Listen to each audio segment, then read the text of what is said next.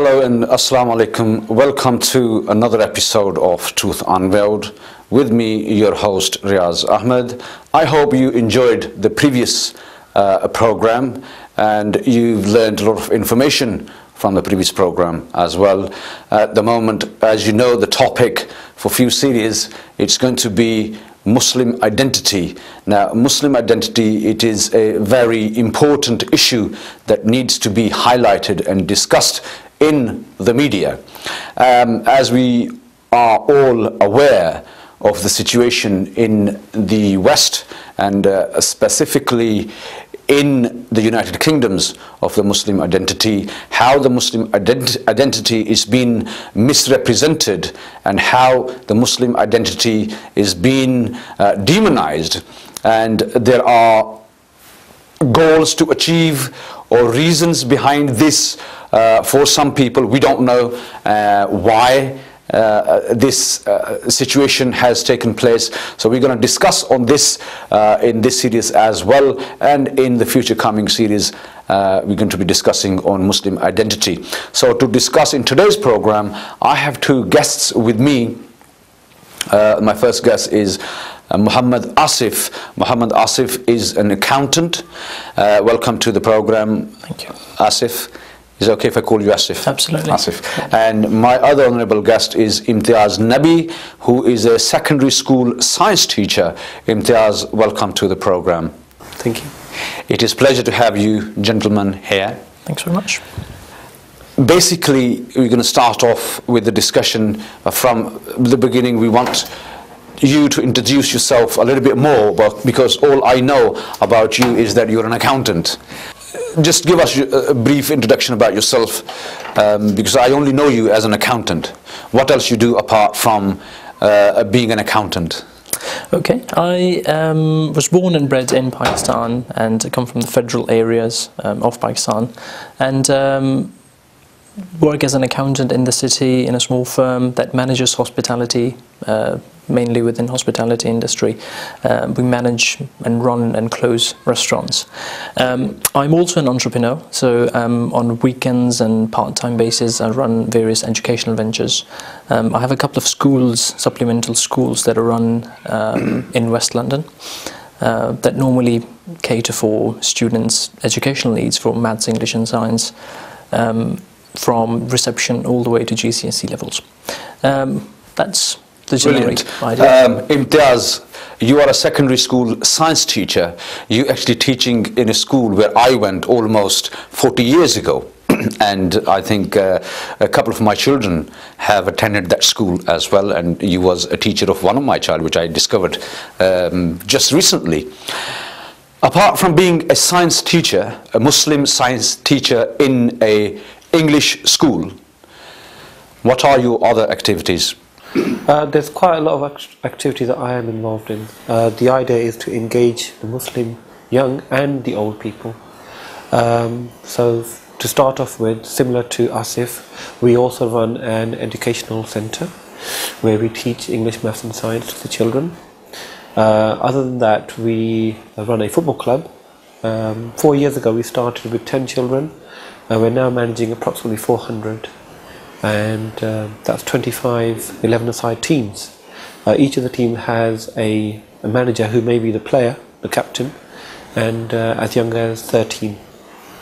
Through the projects we've given them leadership skills, teamwork, and we've got a lot of the boys off the street. You're into martial arts as well? We have got a martial arts centre. Are you into martial arts yourself? I'm not personally. No. You're not a kung fu man. I'm not a kung fu man. Okay. and what do you what do you do? What we have at the centre, we have kung fu, karate, taekwondo, kickboxing, krav maga, Brazilian jiu-jitsu, wrestling, and we've just started women's kickboxing. Now, all the members of your club, are they only Muslims, or are there non-Muslims, or are the non-Muslims allowed to join your clubs? I think because of the area where we are, we have a lot of Muslims, a lot of Asians. We're in East London, but we do have non-Muslims there as well. Brilliant. So this is it's an open door for everyone, not just the Muslims. As you know, we hear on the news, we hear the incidents that take place, anti-Muslim, Islamophobia. There's a lot of that happening, especially in East London, where you're from, as well. Just recently, one of a mosque was attacked. Well, many mosques have been attacked. Many mosques have been bombed.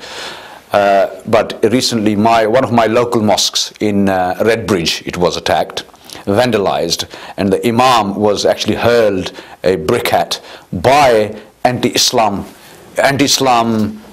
organizations, members of the organizations. And Muslim identity has been, as I mentioned in the beginning of the program, it has been misrepresented now, even by the media, the British mainstream media. What would you say that should be done about representing the Muslim identity? Muslims have done a lot in this country. We've been here almost, the presence of Muslims in this country has been for the last 300 years. But most of the general public, members of the general public, in their minds, the Muslims are all terrorists. Muslims are useless. Muslims haven't done anything.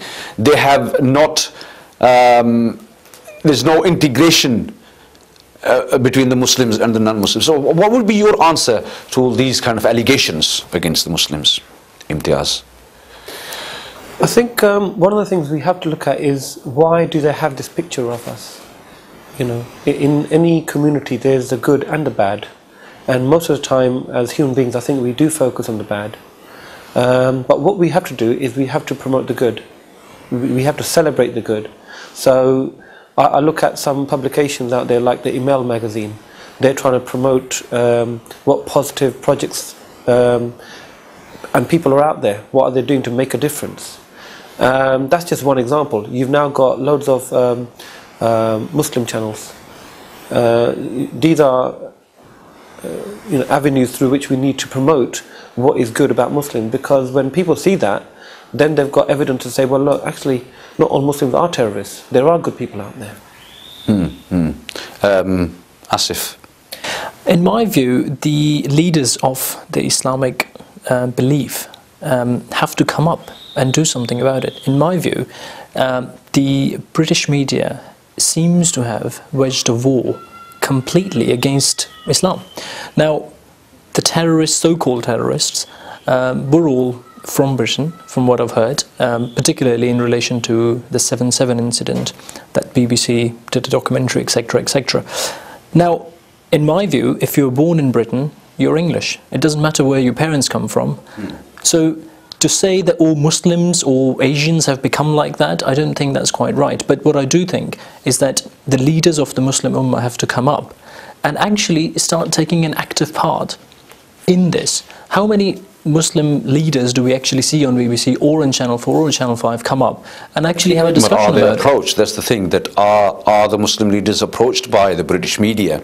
Because what we normally see, the people who are approached, they come from the fanatic organizations, yes, which are very few, yeah, but they're the ones who are given more exposure on the media. What should be done about that? Well, we do, because they don't represent the overall majority Muslim community. We do have our own channels now coming up, for example, Channel 9. But why do you think the British media give the chance to those people who are fanatic? I think perhaps there are some political ambitions behind it or not. I don't want to go into that, but what I do think is that what we can do about us. I don't think this is anything new really, because if you go back to Prophet's times, the Quraysh at the time wouldn't attack anyone of their own. As soon as Prophet Muhammad came, all of a sudden they're attacking him, they're throwing bricks at him, they're throwing bricks at his friends. So this thing isn't anything new. I think the way to tackle it is by not by just getting outrageous and not by taking out emotional responses. The way would be to actually, if they're not approached, if the conscious leaders aren't approached, I think they should be doing something by themselves. We have our own channels. I think we just ought to be reaching out to people and actually portraying a positive image, which we're not doing at the moment. There's lack of Muslim. Sorry. I think one of the things we need to do, we need to build links with the mainstream media. And it's only by building a link with them that they will start to take you seriously. And if we are going to be reserved or stay in the background, and they will go to the ones who are vocal or the extreme element. So we have to build links, we have to invite them into our centres. How many masjids actually open their doors? That's something to think about, you know, that how many times do we invite the local neighbour down and the local newspaper, for example? How many times have we actually carried out functions in our local masjid, for example, and sent the photos and the write-up to the local paper? You know, they will publish, but you've got to, you know, keep persevering. And this, again, as Brother Asif said, the leaders have to start thinking of this. Okay. But still, there is a voice which is coming from the government sector. Correct. Muslims need to integrate. Muslims need to contribute towards the British society. Do you believe that Muslims are not integrating, Muslims are not contributing enough, Muslims are not doing enough? Because this is what we hear all the time. Muslims are not doing enough. Are Muslims doing enough? Are you doing enough, being a Muslim and a Pakistani, living in the, you're born in Britain as well. Originally, yes, you're Pakistani, but you're born and bred in this country, and you're a teacher. Are you not contributing towards the British society, being a science teacher? Myself, I mean, I've given you an example of what I'm doing. In the local community, I can see that a lot of the young Muslims who I was working with, initially they were having difficulty accessing knowledge. So as a result, they would have behavior issues. You give them knowledge, you help them with their reading and writing and numeracy, they can start accessing knowledge, and hopefully they'll not misbehave in lessons. They'll achieve well. They achieve well, there's opportunities out there. So that's one example of how we set up our learning centre. Similar with football. Instead of them taking anger out and aggression out physically, you give them a football. They can take out their excess energy in the form of a football game. I think a lot more people need to come forward, because we are still in our closed circles, and it's only by actually seeing people from other communities, making friends with other communities, and they will then speak for you, because when they see that you've got good conduct, good behaviour, I think that's a big selling point for us. What's your view on this? I actually think Muslims are integrating quite well. Now, I don't know exactly what David Cameron or the political side of things may want to call integration, but in my view, I work in the city and I see a hell of a lot of Asians, Pakistanis, Muslims working in amazing firms and you know, having senior positions and doing amazing jobs. I personally run a small education centre, and you know, for example, personally myself, I pay lots of taxes. My organisations pay lots of taxes. You know, I'm an accountant for a number of firms, and they all pay. So Muslims are economically, they are contributing a lot. I think they're contributing a lot. All you have to do is to walk into the World Bank, and you'll see the number of Muslims, the number of Asian people there. Yeah. The statistics say that there are over 10,000 Muslim millionaires in the UK. So obviously, when you look at these figures, that shows that Muslims are actually contributing in billions. Now, just recent statistics say that £31 billion have been contributed by the Muslims. Yes.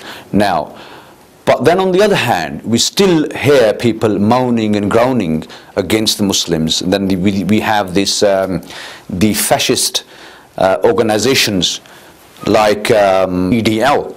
And the government is not controlling these people. As I mentioned in the beginning of the program, that one of my local mosques was attacked by the members of the EDL. But the government has, okay, they've been imprisoned. But why not control these people from the beginning, so the circumstances don't get to such a high extent where people are hurt and the Muslims are being demonized?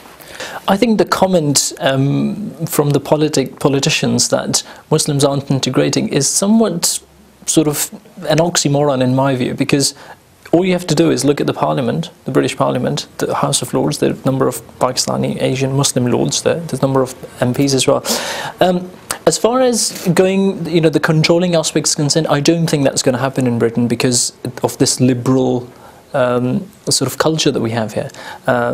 Having said that, if there was a group of Muslims who went and attacked a church, you would see the tabloids and the British media going amazingly over the top. So I do agree in that extent. I do think that Muslims are, I wouldn't want to use the word victimized, but I do think that somewhat, we are under pressure. We are brought under pressure. And as a result of that, what it does is, unfortunately for young children, for adults it's not a problem. For young children, the teenagers, when they look at that sort of thing coming up, they sort of divorce themselves from the community, and then they just don't want to be part of it. So I think, if anything, the government's doing itself not enough, it's by making these sort of things, and by comments, and by not controlling or by not having a view on EDL and that sort of organization, I think they are causing the youngsters, the Asian Muslim youngsters, to sort of divorce away from the society. Do you believe anything to add to what Asif has said? I mean, one of the things I will say is, with a lot of the members of EDL, how educated are they? And again, it comes down to building links with people of that nature. If they haven't experienced a dialogue, or who needs to experience dialogue with the EDL?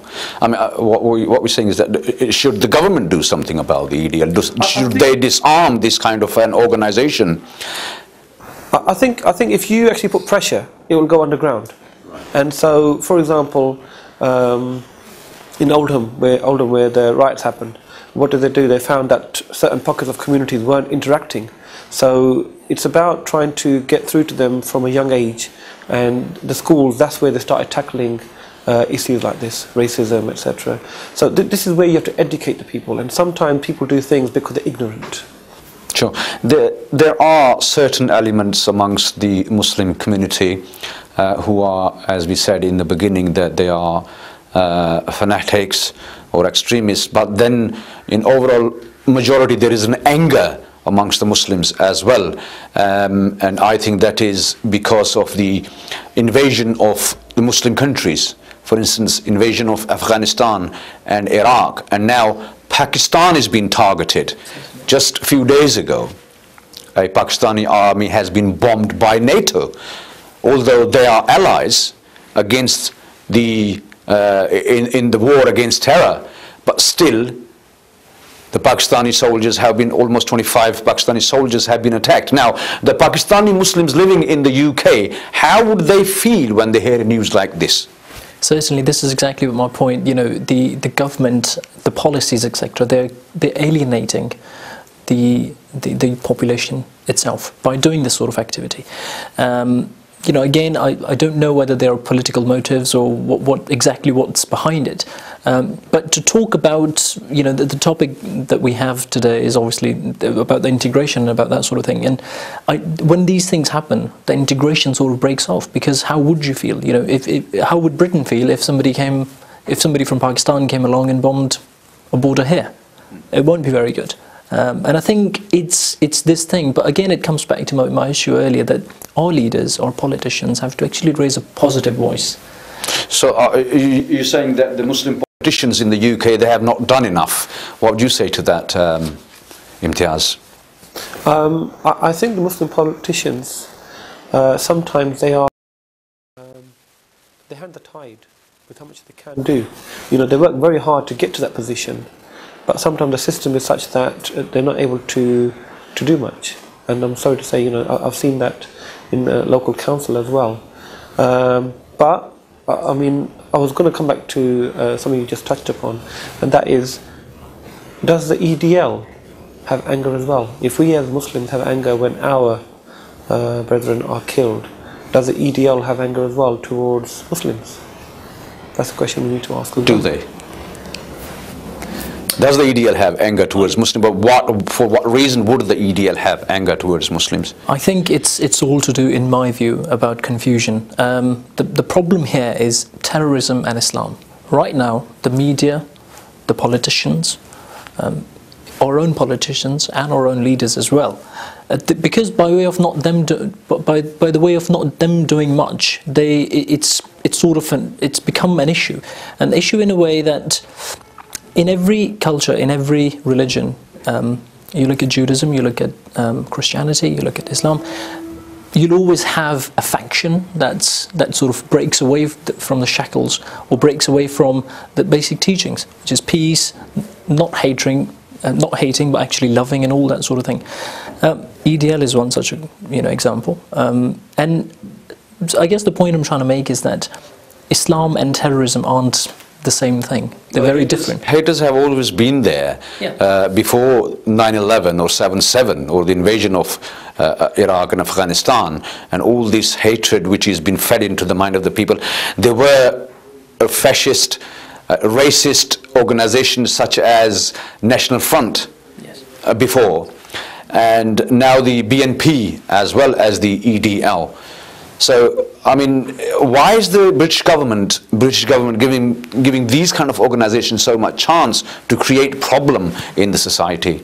I guess if you were to go to speak to EDL, somebody, a member from EDL, their answer would be, what about the Crusaders against Christianity? What about those guys? I mean, that's a small faction within, unfortunately, the Muslims that has come about. So that sort of thing. The Crusaders were the Christians, yes, who waged crusade against the Muslims. Exactly, at the time.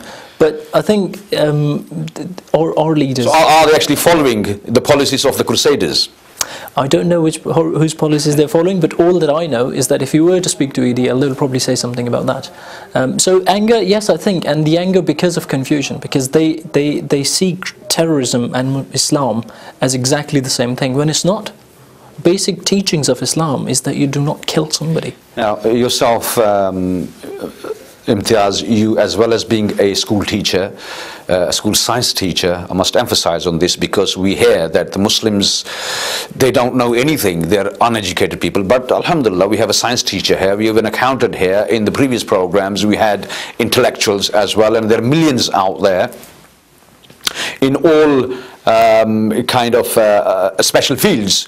There are Muslims, there are bankers, there are accountants, there are millionaires, and there are billionaire Muslims as well who are contributing to the British society. But yourself, you are as well as active in a lot of other activities, sports. You're doing a lot of dawah work, introducing people to Islam. How do you do that? And what do you, if you meet a non-Muslim person, how would you introduce Islam to that non-Muslim person? What does Islam teach? What message does Islam give to the rest of the human community? I think the best way to introduce somebody to Islam is through your behavior. And through the various projects that we run, we emphasize good manners, control, self-control, respect for other people. And I mean, we've seen this by working with non-Muslims and Muslims, because they also need dawah as well. You know, shaking hand with them, reminding them, especially football is a very active game, very physical game, and sometimes tempers can flare up. And where a person can keep self-control, I think we've achieved our objective. So a lot of our football teams, they know the expectation that if you swear, if you get involved in violence, it will not be tolerated. So alhamdulillah, I will say... Do you keep a swear box? We don't, but alhamdulillah, we do emphasize it, and if they are excessive, then they have to go to the sin bin or something like that. But we've seen changes in people by modeling it ourselves. Brilliant. And do you ever force any non-Muslim to accept Islam?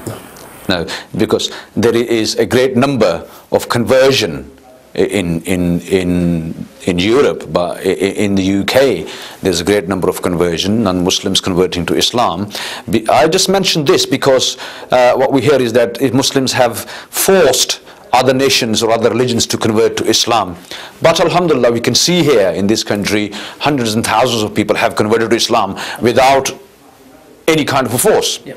It's a conscious decision that people make. I was just sort of going to follow up on the just point that Imtiaz made, is that I personally work in the school venture that I do on the weekends. I worked with a couple of non-Muslim people, one of them based up in the north of England.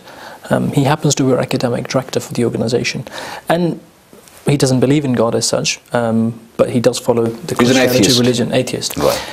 But he does say that if he were to choose a religion, he would be Muslim, because he has seen the behavior, the way we talk, the honesty in the business. I think all of these things, convey a very deep message. And that's exactly what Prophet did at his time. It's no different. You always convert people by the behavior, not by force. What about the system in Islam? There's a financial system, there's an economical system, there is all kinds of system in Islam. And how do people find, when you discuss with them, non-Muslims, do you put forward the Islamic systems as well, introduce them to the Islamic system? Yes, I mean, we discuss them. Unfortunately, the company that I work in the city isn't sort of based on that sort of principles, but wherever we can, particularly in my own organization or the businesses that I run, that's exactly the method we adopt. We stray away from the interest bits. And when you actually engage in a discussion about interest particularly, you see that a lot of non-Muslims actually see to it and they understand where exactly Islam comes from when it talks about no interest, for instance. So yeah, no, absolutely, it is, and I'm very pleased to see these days that nearly every UK bank offers a Sharia sort of banking and Islamic banking. There's Sharia legal system available as well in Britain. So I think when people talk about Muslims not integrating, I don't quite agree with that, because there's all these things. Why would a bank offer an Islamic banking if Muslims weren't integrating? I don't understand that. Imtiaz, as Asif has just mentioned, the Islamic banking, it is different from the conventional banking. As he mentioned, it's about the interest, because according to our understanding, there is no interest charges or interest rates according to the Islamic banking system, or in the Islamic banking system. And what do you think, as what Asif has just said? Do you have anything to add to? Yeah, I mean, I talk to a lot of young people, and they're discovering about the Deen, and interest is something that they feel is something they don't want. They want the money to be clean. And so a lot of them are moving away from, let's say, the high street banks and having accounts with the Islamic Bank of Britain, for example. That is really amazing for me, that they're actually thinking on that level. But now, the non-Muslims, when you tell the non-Muslims the Islamic banking system, what would be their reaction when you say there's no interest in Islamic banking? Because the people I discuss with, especially online, on Facebook and on other social medias, what the reaction we get is, oh, well, if there is no interest, then the nation will not survive, because their mentality is that without interest you cannot survive. What would you say to that? A number of years ago there was no interest concept in Britain either. The banking system, or the way that at the time the transactions used to take place. But then they would say that this is why there were a lot of poverty, and now that poverty is not there anymore because of it. That poverty has also led to an absolute economic meltdown right now, and it's all to do with this. It's artificial money, because this doesn't exist. Interest is based on something that's not real, in my view. And as a result, when there is no underlying asset to justify that, unfortunately, you will keep having these economic meltdowns. You see, every 20, 25, 30 years, I don't understand why nobody sort of picked up on this issue so far. That why does after every 20, 30 years, there's some sort of an economic meltdown in the Western world? On one hand, we see anti-Islamic slogans, but then on the other hand, by the same politicians, which I would call it being two-faced. In 2005, which was much later after 9/11, Gordon Brown, he praised the huge contribution that Muslim community makes to the British society, culture and prosperity. But then why do these politicians, when they're amongst the Muslims, this is what he said when there was a Muslim gathering, and this is what he said, that he's quite amazed that Muslims have progressed a lot, and they've given a lot, they've contributed a lot to the British society, they've given a culture to the British society, but then when they get to a certain stage, they change. Then we hear from the same people, Muslims are not contributing enough, Muslims are not integrating. So what would you say to people like that? I mean, the only thing I have to say is that you don't need to look very far. Just look at the sort of so-called Britain's national sort of dish that they eat. It's curry. I mean, yes. There are quite clearly number of curry houses, number of restaurants that actually integrate. Hence why you have sort of this much delicious food, and the liking for Asian food. But I guess it's, you know, within the politics, you always find this thing. I personally think that in 2005, just when the 7/7 happened, at the time the politicians said, well, Muslims do contribute a lot to the society. I don't think any Muslims are involved. A couple of weeks later, the tabloids were full of Muslims are terrorists, Muslims are this, Muslims are that. So unfortunately, I don't personally think or believe that the politicians will say to the media, actually, don't do this. I think it's up to us really how we proceed. Well, isn't it the government's responsibility when certain community is being demonized by the media? Then shouldn't the government put a stop to it? Government absolutely must try to put a stop to it, and I think it's in their own interest. A lot more than what they think at the moment. There's over 2 million Muslims. In a couple of decades, that's going to treble. Of course it will, because most of this, the statistics are that most of the most of the Muslims are young at the moment, under the age of 25, as opposed to over 50, 60. So quite clearly, this number is meant to increase as these people marry and they have their own families and so on. And I think the government has to sort of try to think rationally about this. They need to stop having any political motives about it. There isn't Islam or Britain or Christianity. When you're talking about Britain, you're talking about the country Britain. You're not talking about the religion. You're not talking about the terrorists. We all live here. If they want us to integrate, and then the media or the politicians themselves, if they make comments like that, unfortunately, that will alienate people. That will alienate young people. Imtiaz, being a science teacher, and as the Muslims are actually, almost all Muslims are being looked upon as terrorists, would you feel trusted, would you be trusted handling the chemicals while you are teaching science in the school? Yeah, I think that there's no problem with that at all. I think one of the things you have to do, you have to build a good relationship, a rapport with anybody you work with, be it with Muslims or non-Muslims. And you know, if you have faith and you have taqwa, you know, things will work out. But I think it's human nature sometimes for us to always focus on the negative. You can look at the newspapers; they will always look for gossip, anybody to demonize. And I think we just got to be actively working hard to promote the good values of Islam. Have you ever faced any discrimination by the people you work amongst, the non-Muslims that you work with? I would say, alhamdulillah, I have never have, and I've always conducted myself in a nice manner. And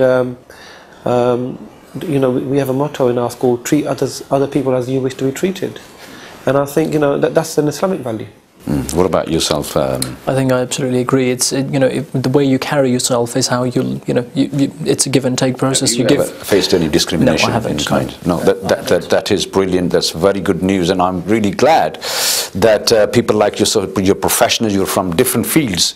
You're an accountant, you are a teacher. What would be your message to the haters of Islam and the haters of Muslims? How would you try and make them change their mind or their thinking towards Muslims and towards Islam? Imtiaz. Islam means peace, and I think if you want to change somebody, you've got to change yourself first. Say you have changed yourself. You're a very polite person, you're a very intelligent person, but then there are still people out there who don't like you for being a Muslim. So to people like that, how would you encounter those kind of people? If somebody is being angry towards me and I start becoming angry towards them, there's no difference between us two. I have to have beautiful dialogue, beautiful speech, I have to be patient, my facial expressions have to be gentle, and the other person, inshallah, with time, will realize that they're doing wrong, and then you can start reasoning with them. Is that what it takes to change a person's mind from a very great hater?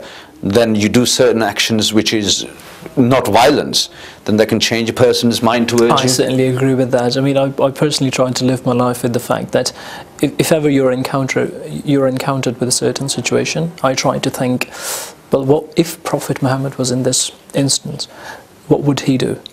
And the lady, a very famous, you know, sort of story, that a very famous lady, sort of a lady who used to drop A famous rubbish. incident, Who used to drop rubbish garbage on the Prophet. and he just looked up and smiled, and yes, a few but weeks later, then there was...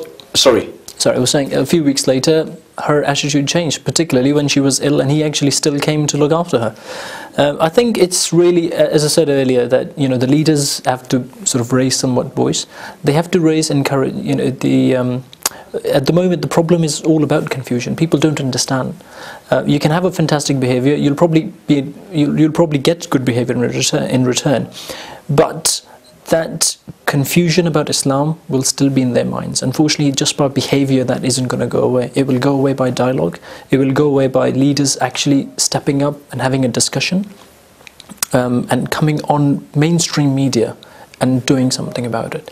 On the other hand, would you feel, like some people do, they feel that it is actually the non-Muslims not integrating with the Muslims? They want to keep apart from the Muslims. Do you think that they need to give a chance to the Muslims as well? I think over here we will need to look at what do we mean by integration, because if by integration you're meaning that we actually adapt their culture, unfortunately that won't happen, because the very basic principles of Islam won't allow you to do that. For instance, you're not going to go into a club, you're not going to get into a pub and sit with them and have a drink. So what do you mean by integration? I think this is where I keep sort of stressing the point that it's about clearing the concept. Islam isn't about terrorism. Islam is about peace. And once people understand it, at my workplace, it's a fantastic example. I carry a very good behavior. You do your job honestly. You do everything that's right. You pay your taxes. And I think wherever possible, where people have a dialogue with you, you have a dialogue back with them. Only a dialogue, a constructive dialogue, and you will see a change. Sure. Imtiaz, what is the limit of integration? As Asif has said, that obviously you cannot go to a nightclub with a person who's non-Muslim, because your religion doesn't allow you to go to a nightclub or go to a pub or a bar. But then how will you have a dialogue with that person? What would be the way to get closer to those people? For instance, if you meet a person, you become friend with a Christian person, you need to sit down somewhere a few times a week and have a dialogue. Then the person would say to you, well, you'll have to come to the pub, because after work I go to the pub and that's the only place that I can meet you. What would you say to that kind of situation?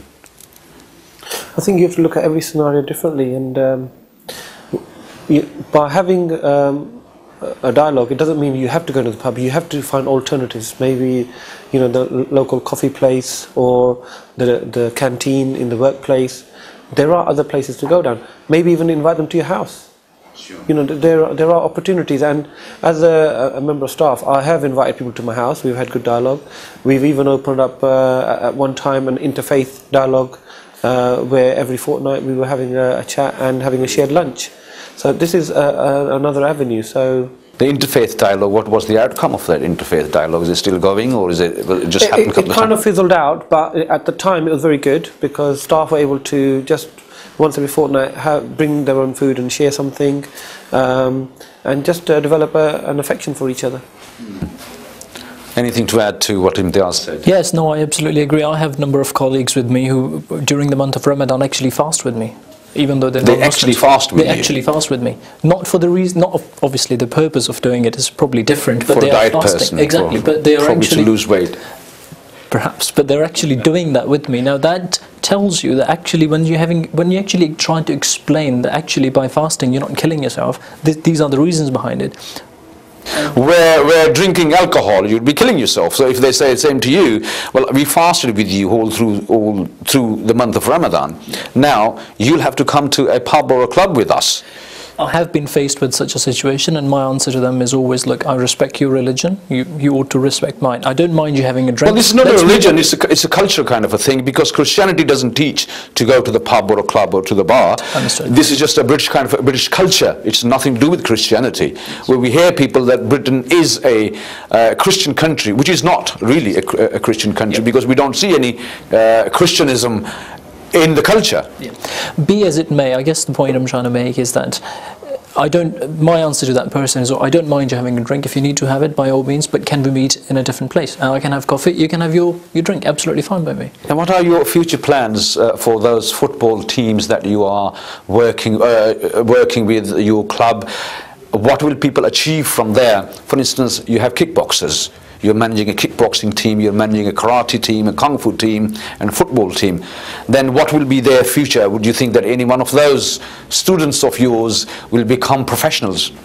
I think with the martial arts centre, every instructor has his own vision, and some of them are moving on to better clubs and going on to competing.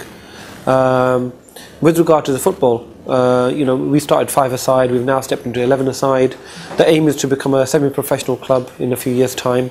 So I think you have to keep on persevering. And what age do they start from? We start from the age of about 8. About 8 too. And we've got men's team as well. So. And what about your weekend education centre that you run? What is the education there? What do you teach? Well, it's all about English, maths and science, the basic sort of hardcore subjects. We have children ranging from reception all the way to GCSE. It's normally group education. But can you imagine, you just mentioned English, science and maths, and those who have negative view about the Muslims, they would say, what, a Muslim teaching science and maths and English? And what's amazing is that at our centre, most of the teachers are Muslims, but we also, it's a multicultural sort of thing. We have some teachers from the Arab world, we also have a couple of English guys, and I think it all works fantastic. It's amazing. We have over 200 children from all different races, religions and nationalities. And what is your message out there to the Islamophobics? I think all I'll have to say is that don't just take it on face value. Try and understand what Islam is. I remember having a discussion with a colleague of mine back when that Pastor Terry from America tried to burn Quran, and I had a lot of Muslim friends getting very anguished about it and angry about it. And I said to them, Islam isn't about that. This person is quite clearly trying to is trying to encourage an emotional response, and I think we just have to look. Islam's all about peace. Islam's all about loving, and Imtiaz. I think everybody knows Islam means peace, but I feel that we need to demonstrate it more. We are living in the UK, and it's not our country in some ways, although we're born here and we've got the power. I think it's my country. I think it's my country. My children think it's their country. So if it is our country, because we have actually contributed, and we are established here now. This is our 4th generation in this country. So obviously this is my country. Pakistan is not my country anymore. Pakistan is a second home for me. Fine. But my first home is the UK. Fine. So I will still add, if this is our country, we need to work even more harder to negate the thought processes of those who are anti-Islam. And I think we can do it if we are active. But if we allow the extreme element to win, then they will have that picture, yes, all Muslims are terrorists. There are over 2 million Muslims in the UK, and there is a huge contribution, economical contribution towards the British society by the Muslims.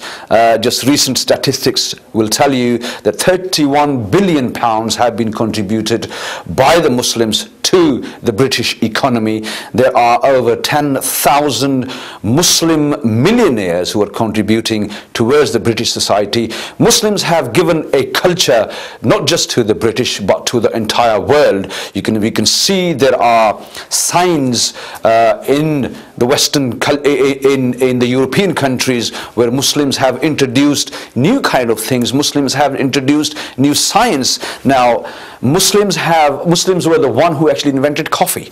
Muslims were the ones who invented the check that we've been using for centuries before the plastic card system came out. It was the checks that we used to issue.